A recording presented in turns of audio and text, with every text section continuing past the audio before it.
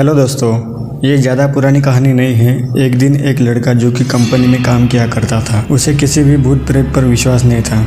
वह भूत प्रेत को बस दिमाग का धर्म मानता था। एक दिन उसके कंपनी में कुछ काम बढ़ गया, जिसके कारण उसे घर वापस आने में देर हो गई। अपने ऑफिस से देर रात को निकल गए। वह अपने बाइक पे था। कुछ दूर चलने के बाद उसकी बाइक खराब हो गई। अब अपनी बाइक को पैदल ही लेकर चल दिया। कुछ दूर के बाद उसे एक बस स्टॉप दिखा। वह कुछ देर रुका। उसके पास एक साधु आकर बैठ गया। उस साधु के पास एक बीड़ी थी। वह अजीब तरीके से उसे पी रहा था। उस लड़के की एक आदत थी कि वह किसी से भी बात करना शुरू कर देता था। इस साधु से भी बात करने लगा। बात ही बातों में इस लड़के ने कहा, बाबा, मैं किसी भी भूत प्रेत पर विश्वास नहीं करता, बस सब झूठी बातें हैं। साधु ने कहा, तुम भले ही भूत प्रेत को मानो या न मानो, लेकिन तुम यह न कहो कि भूत प्रेत नहीं होते। यह सब कुछ होते हैं। इस पर उस लड़के को थोड़ी सी हंसी आ गई। उसने कहा, भूत होते हैं तो क्यों हमें नहीं दिखाई देते? क्या आप मुझे अभी कोई भूत दिखा सकते हो? साधु को लग गया कि अब इसे जरूर भूत दिखाना होगा। साधु ने लड़के को स्मशान घाट की ओर चलने के लिए कहा। फिर क्या था, वह दोनों चल दिए। रास्ते में उस लड़के को थोड़ा डर लगने लगा, फिर भी वह अपने डर को कम करके आगे